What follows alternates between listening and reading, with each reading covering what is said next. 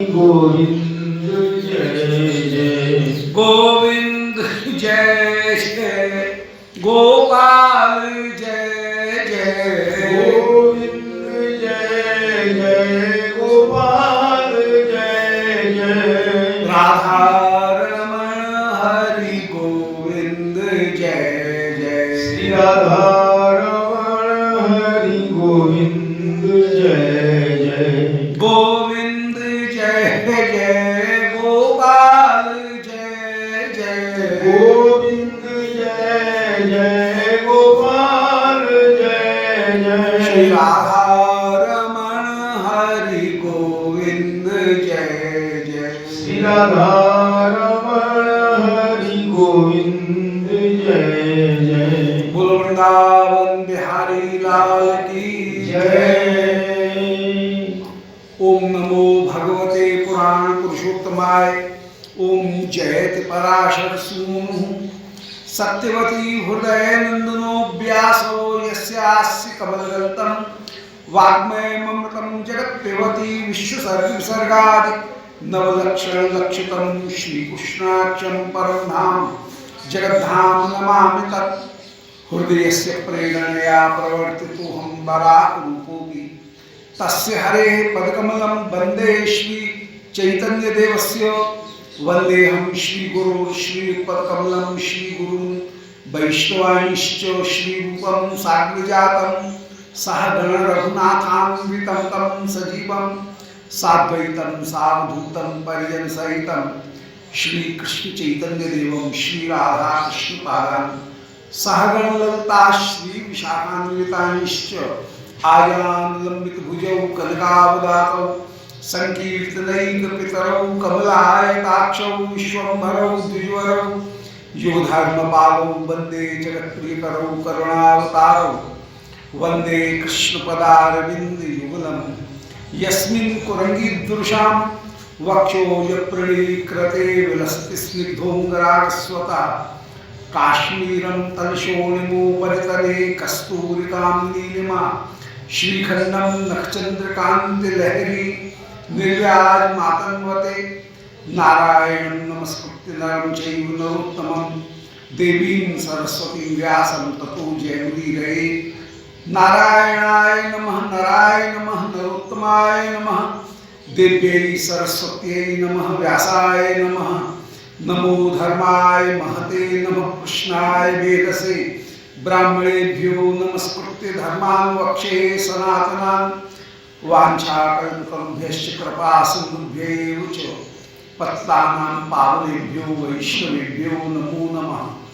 हे श्री सनातन प्रभो करुणाम्बुराशे हे रूप दुर्गत जनैक दयावलोको हे भट्टयुग्म सुमते रघुनाथ दासो श्री जीव में कुरुत मंदमते दयांद्रा तुलसी काननम यत्र यत्र पद्मवनानि च पुराण पठनम यत्र तत्र सन्निहितो हरि।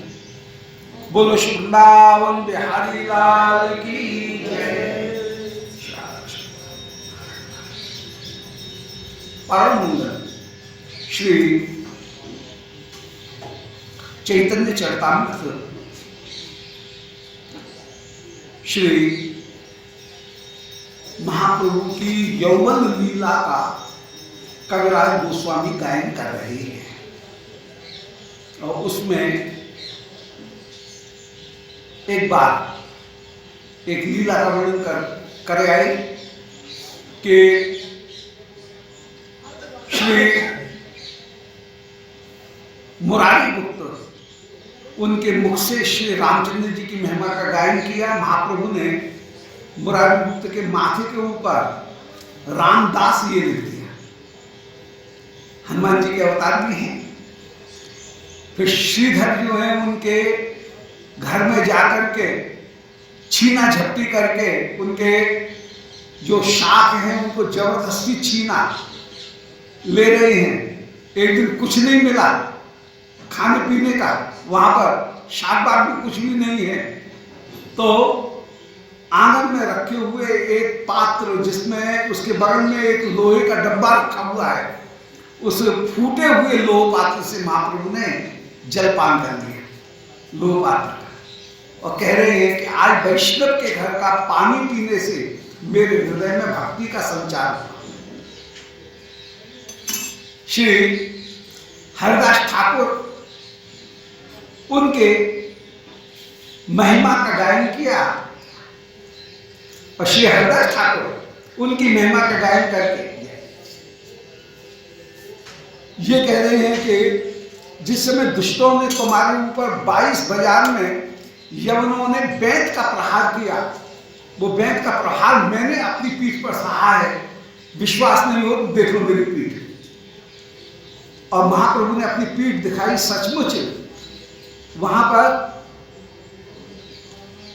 चोट के निशान विराजमान थे और बैंत के निशान योग्य त्यों उभरे हुए थे।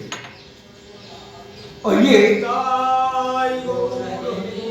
कह रहे हैं कि हाय हाय तुमको कितना कष्ट हुआ होगा। और श्री हरिदास महाप्रभु की पीठ पर कि मेरे लिए प्रभु ने इतना कष्ट पाया, ये सुनकर के श्री हरिदास मूर्छित हो गए और रो रहे हैं और दीनतापूर्वक ये प्रार्थना कर रहे हैं कि महाराज मुझे आप कुत्ता बना। बोले ये क्या कर रहे हो? हरिदास कह रहे हैं महाराज मुझे कुत्ता बना दो। बोले हैं ऐसे नहीं कहते हैं।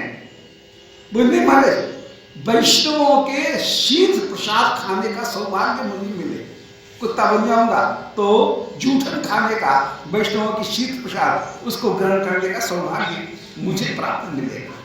जन्म जन्म में वैष्णवों के प्रसाद को मैं ग्रहण करूं, ये अपनी निष्ठा प्रकट की। श्री महाप्रभु ने हरि नाम की व्याख्या की और कहा हरि नाम से जैसे वशीभूत होते हैं ऐसे और किसी से नहीं होते हैं। अब आगे वर्णन कर रहे हैं। मुरारी जो है वो मुरारी भक्त के सामने नाम की महिमा का महाप्रभु ने गायन किया। मुरारी महाप्रभु के एक प्रकरण है। अब एक आगे की लीला का वर्णन कर रहे हैं। आदि लीला 17वां परिच्छेद 73वां 73 जो प्यार है उसको प्रारंभ कर रहे हैं। एक दिन प्रभु सब भक्त गण लैया संकीर्तन कौड़ी वैसे श्रम युक्त है। एक दिन श्री प्रभु ने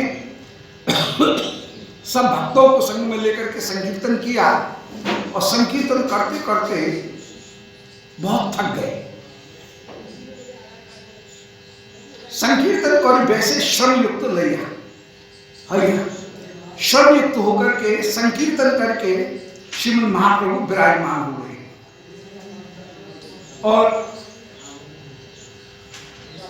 किसी भक्त ने महाप्रभु को एक आम दिया विश्राम के समय और महाप्रभु ने एक आम बीज प्रभु आम में रोपे, आम को खाया, चूसा और चूस करके जो गुठली बची उस गुठली को जहां बैठे हैं वहीं खेल खेल में बिना कोई प्रयास के यूं खेल करके खेल खेल में महाप्रभु ने जहां से जमीन खोद करके और उस गुठली को वहां गाड़ दिया और तत्क्षण जंगल वृक्ष बाढ़ते लागे और उसी समय उस गुठली में से वृक्ष पैदा हो गया और सब देख रहे हैं बढ़ गया वृक्ष, बिल्कुल पूरा का पूरा वृक्ष हो गया गुठली से। देखते देखते तत्क्षण जंगल वृक्ष और बढ़ने लगा। देखते देखते वृक्ष फलित और देखते देखते ही वो वृक्ष फल से युक्त हो गया, उसमें फल लग गए, पाके अनेक फल, सभी विस्मित और देखते देखते फल पक भी गए। सब लोग एकदम विस्मित हो रहे हैं, बोले ये कैसे आश्चर्य हो रहा है। शतद्रुई फल प्रभु शीघ्र पाए। उस समय श्रीमद् महाप्रभु ने 200 फल उसी वृक्ष से शीघ्र ही तोड़वाए। फल पक गए हैं, 200 फलों को शीघ्र ही तोड़वाए और प्रक्षालन करे, कृष्ण भोग लगाए, उनको धुलवा करके श्री कृष्ण को भोग लगाए और भोग लगा करके सब भक्तगणों में बंटवाए। रक्त पीत वर्ण नहीं अष्टंश बल पर एक यज्ञ उधर पूरे खाई दे फल, एक जने उधर फूल उधर पूरे खाई दे फल, खूब बड़े बड़े फल। रक्त पीत वर्ण लाल पीले बिल्कुल बढ़िया फल हैं, लाल पीले केसरी रंग के रंग के फल हैं। तो रक्त पीत वर्ण लाल पीले रंग का केसरी रंग के बिल्कुल बढ़िया केसरी रंग उनका रंग है। नहीं अष्टंश बल पर, और उनमें अष्टी माने गुठली और छिलके भी नहीं है। बढ़िया तो भागवत रसमाले गुठली अंश गुठली छिलके भी जैसे नहीं है। नष्टे अष्टि और अंश, अष्टंश और बल का ये भी नहीं है। मन गुठली छिलका कुछ भी त्यागने योग्य नहीं। गुठली छिलका तो है पर त्यागने योग्य नहीं है। माने गुठली भी स्वादिष्ट है और छिलके भी स्वादिष्ट है, खानो भले ऐसी गुठली, ऐसे में विराजमान है। और एक जने उधर पूरे खाई ले एक फल खा ले तो एक व्यक्ति का पेट भर जाए, इतने बड़े बड़े फल। देखिए संतुष्ट हो शची नंदन, श्री शची नंदन इस बात को देख करके बड़े संतुष्ट हुए और सभा के खाओ आए आगे करी भक्षा। पहले स्वयं ने खाए और फिर सबको खिला दिया। खा के देख बहुत सुंदर है, बड़ा मीठा है, बड़ा मीठा ठाकुर जी ने आरोगा है, ठाकुर जी ने बड़ा सुंदर भोग लगाया है, खा के देख। ऐसा कहकर के सबको आनंद पूर्वक उस फल को भोजन कराया है। अष्टंश बलकर नाही अमृत रसमय, जिसमें त्यागने योग्य गुठली छिलका कुछ भी नहीं है। अमृत में वो आम का फल है। एक फल खाई दे रसे उधर पूरा है। एक रस को खा लो, एक फल को खा लो तो उसके रस से पेट भर जाए, ऐसा सुंदर वो फल है। एक मत प्रतिदिन फले बाप मास। इस प्रकार प्रतिदिन उस वृक्ष में फल आए और ऐसा वृक्ष महाप्रभु ने जो लगाया वो ऐसा वृक्ष कि 12 मास फले। ये नहीं कि केवल ऋतु में ही फले, गर्मी के दिनों में फले, 12 मास फलने वाला वो फल है। वैष्णव खाए फल प्रभु उल्लास। और वैष्णव गण जब फल खाते हैं तो श्री महाप्रभु को बड़े उल्लास की प्राप्ति होती है। सब महाप्रभु अत्यंत अत्यंत आनंदित हो रहे हैं कि वैष्णवों की सुंदर सेवा बन रही है। एक सब लीला पर शची नंदन, अन्य लोग नहीं जाने बिना भक्तवान। श्री शची नंदन इसी प्रकार की अद्भुत लीलाएं कर रहे हैं। ये सब लीला श्री शची नंदन कर रहे हैं। इसको अन्य लोग ये अद्भुत लीलाओं को कोई अन्य नहीं जान रहा है, केवल भक्तगण ही जान रहे हैं। यहां पर ये एक सिद्धांत वैष्णव आचार्य ने निरूपण किया कि भगवान के द्वारा ऐश्वर्य प्रकट होता है, परंतु जो प्रेमी भक्त हैं ऐश्वर्य का दर्शन करके उनका प्रेम संकुचित नहीं होता है।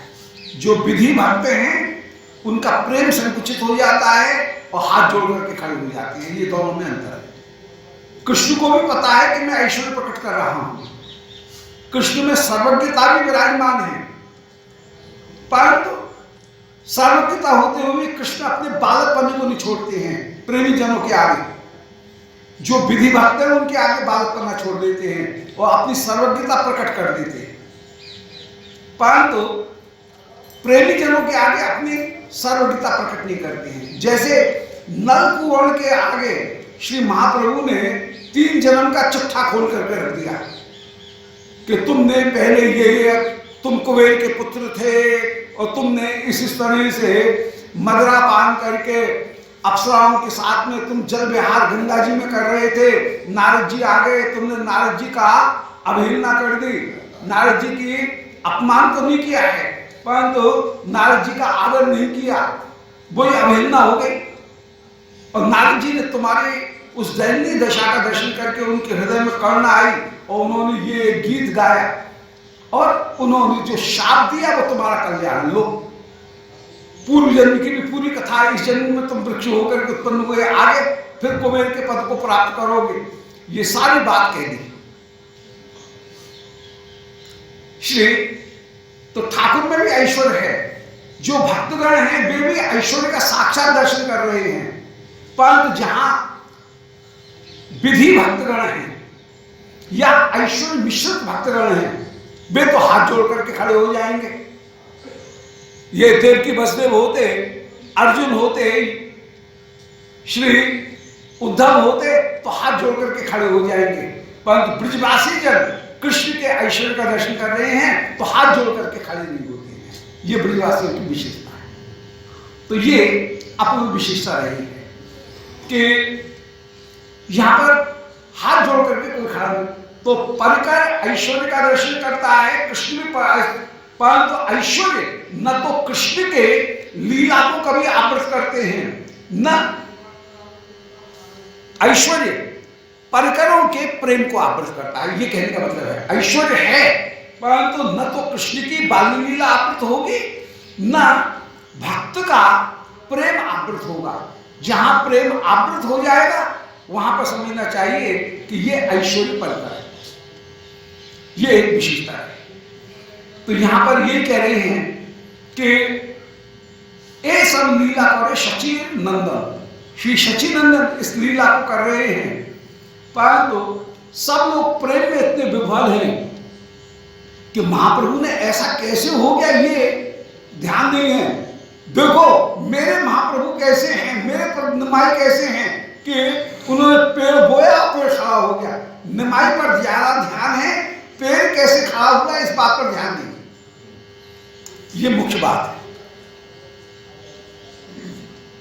अन्य लोग नहीं जाने बिना भक्तगण श्री महाप्रभु जो ऐश्वर्य को दिखा रहे हैं वो इसीलिए दिखा रहे हैं कि उनके प्रेम को और बढ़ाएं। इस बात को अन्य लोग नहीं जानते हैं, केवल भक्तगण ही इस बात को जानते हैं। एक मत 12 मास कीर्तन अवसाने आम महोत्सव प्रभु करे दिन दिन। क्या बात। इस प्रकार श्री श्रीवास पंडित के घर में 1 वर्ष तक श्रीमद महाप्रभु ने कीर्तन किया और कीर्तन करके आम महोत्सव जो है वो आप कर रहे हैं। मैंने कीर्तन के बाद में सबको प्रसाद बढ़ता है और आम जो है वो आम सब ग्रहण करते हैं। कीर्तन करी प्रभु आई मेघगण आपन इच्छा कई मेघ निवारण। एक दिन की बात है कि महाप्रभु का जब कीर्तन चल रहा था इतनी बड़ी जोर की वर्षा आई और महाप्रभु ने तनिक से इच्छा की, इच्छा करते ही सारे बादल हट गए। सब कह रहे लो अब कीर्तन कैसे होगा, चिंता कर रहे थे क्या है आज तो कीर्तन में बाधा पड़ गई, परंतु कीर्तन में बाधा नहीं पड़ी और सबका कीर्तन इसी प्रकार से आनंदित रहा। अब एक दिन की लीला वर्णन कर रहे हैं श्रीवास पंडित के घर के कीर्तन की। माने इसके बाद में कीर्तन चलता है, ऐसा नहीं केवल 1 महीने 1 वर्षीय कीर्तन चला, 1 वर्षीय तो नियमित रूप से चला, फिर और दिन भी नृत्य कीर्तन चलता ही था। इसके बाद में वो प्रारंभ हुआ। एक दिन प्रभु श्री बासरे आज्ञा दिन वरहत सहस्त्र नाम पढ़े सुनित मन हरि। एक दिन श्री प्रभु ने श्रीवास पंडित को आज्ञा प्रदान की है कि तुम बृहत शास्त्र नाम इनका पाठ करो, सुनित मन हरि। मुझे श्री बृहत शास्त्र नाम माने विष्णु सहस्त्र नाम, उस विष्णु सहस्त्र नाम के पाठ श्रवण करने की अभिलाषा हुई। श्रीमद् महाप्रभु श्री विष्णु सहस्रनाम का, बृहत् सहस्रनाम का पाठ कर रहे हैं। अब बृहत् सहस्रनाम में श्री नारायण के, श्री विष्णु के जो गौण नाम हैं, उन गौण नामों का वर्णन विशेष रूप से किया गया। मुख्य नाम तो है उनका कृष्ण, विष्णु, ये मुख्य नाम है, विष्णु सहस्रनाम है, परंतु उसमें अन्य जो गौण नाम है, उन गौण नामों का विशेष रूप से 1000 नामों का, जिसमें मुख्य नाम भी है, गौण नाम भी है, उन गौण नामों का संकलन है। उसी संकलन का नाम बृहत् स्तोत्र है, जिसमें वैभवमय नाम का वर्णन है। श्री शंकराचार्य भगवान ने विष्णु सहस्रनाम की भाष्य करते हुए भाष्य में निरूपण किया कि इन नामों में कुछ नाम नपुंसकलिंग में है, कुछ नाम स्त्रीलिंग में है और कुछ नाम पुल्लिंग में है। वहां पर यह समझना चाहिए कि जहां पर पुल्लिंग के नाम है वहां पर विशेषण है वे नाम और विशेष है विष्णु। विष्णु शब्द वहां पर विशेष होकर के विराजमान, तो उनमें तो कोई परेशानी है ही नहीं। विश्वम विष्णु वशत्कार, अब ये समस्या आ गई, एक जगह विश्वम है, एक जगह विष्णु है, एक जगह वशत्कार है, फिर नपुंसकलिंग है। तो नपुंसकलिंग माने कि पुल्लिंग माने, क्या माने? तो उसकी व्याख्या श्री समाधान श्री शंकराचार्य भगवत्पाद ने दिया कि जहां पुल्लिंग है वहां पर विशेषण है विष्णु शब्द, जहां पर नपुंसकलिंग है वहां पर शब्द है ब्रह्म शब्द, और जहां स्त्रीलिंग है वहां पर विशेष है देवता शब्द। विष्णु देवता को हम प्रणाम कर रहे हैं, इस तरह से उसका समाधान करना चाहिए। इनमें श्री नाम जो है उनमें कहीं 2 नामों को मिलाकर के वर्णन कर दिया गया है और कहीं किसी एक शब्द को तोड़ करके 2 नाम अलग अलग कर दिए गए हैं, परंतु संख्या कहीं किसी ने घटा दी, कहीं घटा दी, कहीं बढ़ा दिए, संख्या पूरी 1000 सहस्त्र नाम भी है। विष्णु सहस्रनाम के संख्या उतनी ही 1000 ही बैठेगी। इनमें श्री रामानुज भाष्य, उसकी संख्या को देखें, वो उसके नामों की गिनती को देखें तो वहां पर कहीं नाम अलग अलग हैं और कहीं श्री शंकराचार्य को देखें तो उन्होंने दूसरी जगह कहीं बढ़ाए हैं, कहीं घटाए हैं, संख्या दोनों की 1000 है। तो इस तरह से श्री नामों की व्याख्या की। इनमें भी श्री शंकराचार्य के भाष्य की जो दृष्टि है वो मुख्य रूप से तत्व निरूपण में है, जबकि श्री रामानुजाचार्य उनके भाष्य की यदि दृष्टि देखें, रामानुज भाष्य की दृष्टि, तो वो रामानुज भाष्य की दृष्टि रसात्मक और लीलावर, ये दोनों में भाष्य में भी अंतर है। और बाद में बहुत सी श्री विष्णु सहस्रनाम की बहुत सी व्याख्याएं की गई।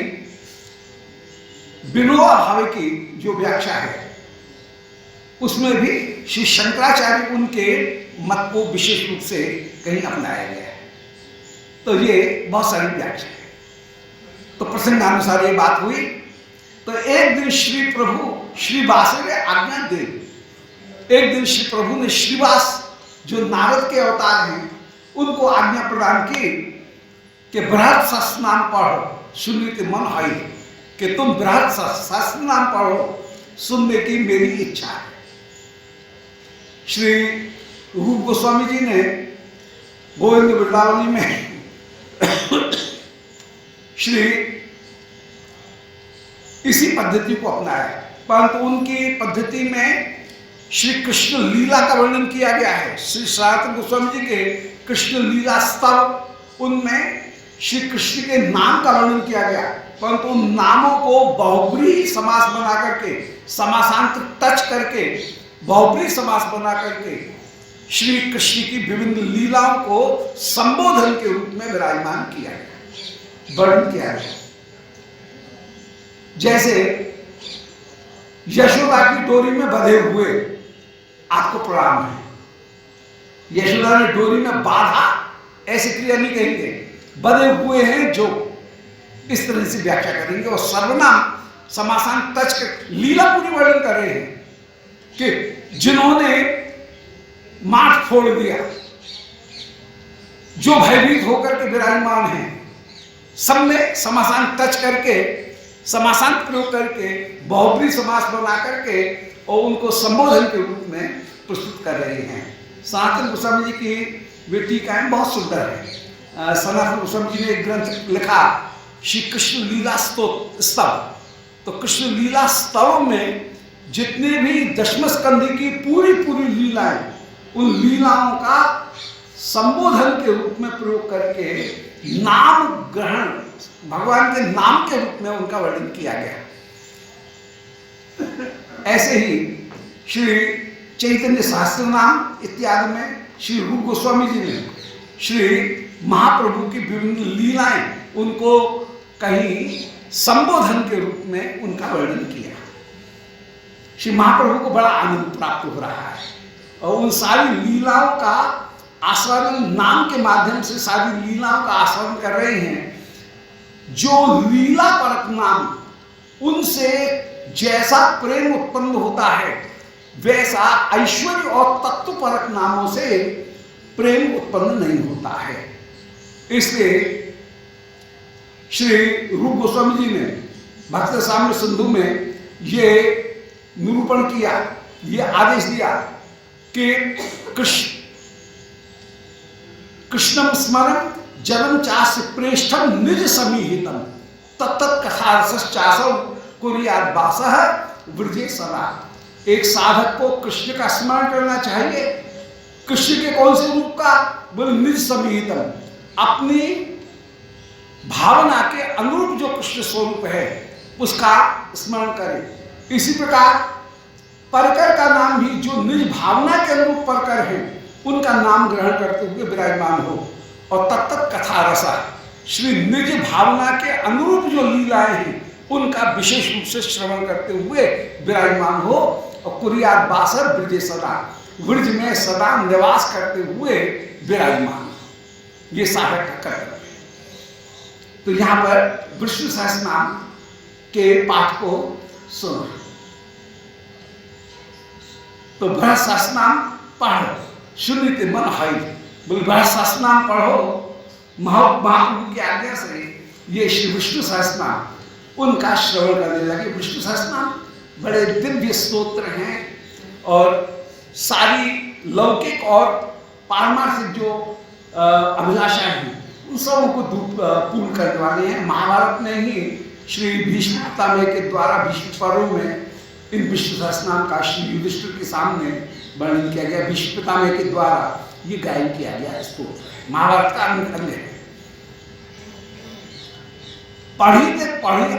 पढ़ीते आय स्तवे श्री नृसिंहेर नाम। अब उसमें पढ़ते पढ़ते ही श्री नृसिंह का नाम आया। 1000 नामों में विष्णु सहस्रनाम के कहीं नृसिंह नाम भी आया है।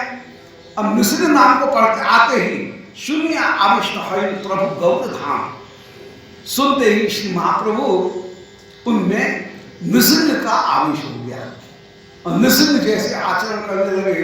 भौं टेढ़ी हो गई, आंखें गोल गोल निकसियाई हैं, क्रोध जो है वो प्रकट हो रहा है और बाल भी खड़े हो गए, सटा वे भी सब खड़े हो गए। तो श्री नृसिंह आवेश देख करके, नृसिंह आवेश प्रभु हाथ गदा लिया और नृसिंह आवेश में श्री प्रभु ने अपने हाथ में एक गदा ले ली।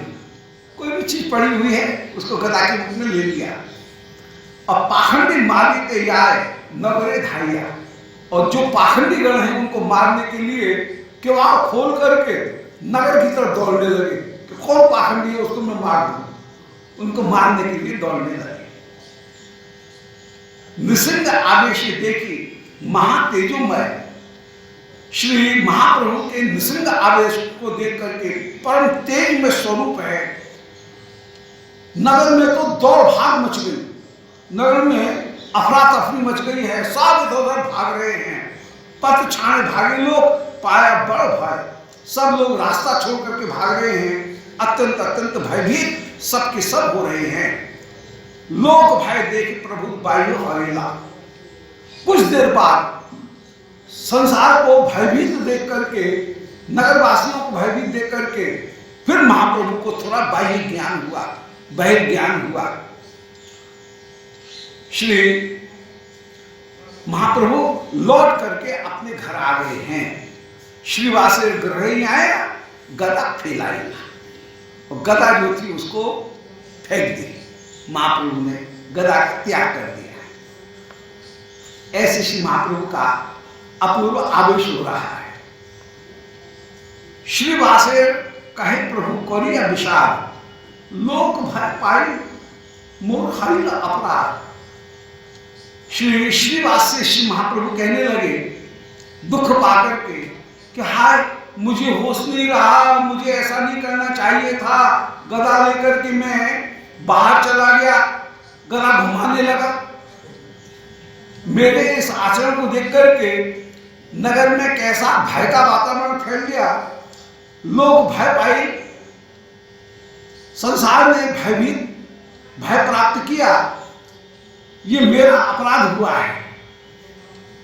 श्रीवास कह रहे हैं, श्रीवास बोले ये तुम्हारा नाम लो है। बोले महाराज जो तुम्हारे नाम को लेगा तार कोटि अपराध सब क्षय है। बोले आपका नाम मात्र जो ग्रहण करेगा गौर, उनके करोड़ों करोड़ों अपराध भी क्षम्य हो जाते हैं।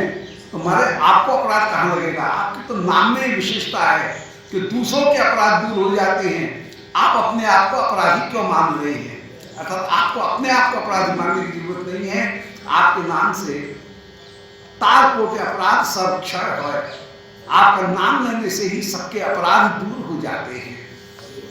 श्री नृसिंह उपासना विशेष रूप से भजन में आने वाली जो बाधाएं हैं, उन बाधाओं को दूर करने वाली विराजमान है। इसलिए श्री नृसिंह उपासना वो जिनके नख हिरण्य कश्यप रूपी पत्थर शिला उसको तोड़ने में, काटने में टंक के समान, टाकी के समान है, उन श्री नृसिंह की हम वंदना कर रहे हैं। अद्भुत होकर के श्री नृसिंह भगवान विराजमान है। मृत्यु और मृत्यु भजा में हम मृत्यु की भी मृत्यु रूप होकर के उग्रतेज महाविष्णु, जो उग्रतेज वाले हैं महाविष्णु होकर के विराजमान हैं,